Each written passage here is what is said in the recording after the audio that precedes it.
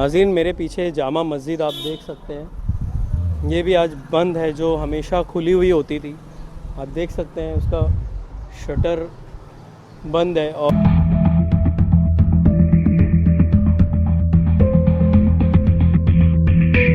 मस्जिद की जो इंतज़ामिया है, उन्होंने ये कहा है कि जब नमाज का वक्त होगा उसी वक्त कुछ लोग 2-4 लोग आएंगे, 4 से ज़्यादा बैक वक्त नहीं आ सकते, तो एक वक्त में 4 लोग आकर नमाज़ पढ़ेंगे और बकिया लोगों को घरों में नमाज़ पढ़ने की हिदायत दी गई हैं। अच्छा कदम है ये। इस बीमारी से बचने के लिए जितनी ज़्यादा एहतियात हम कर सकते हैं हमें करना चाहिए। ये मंज़र आपने कभी नहीं देखा होगा कि इस तरह शटर गिरा हो।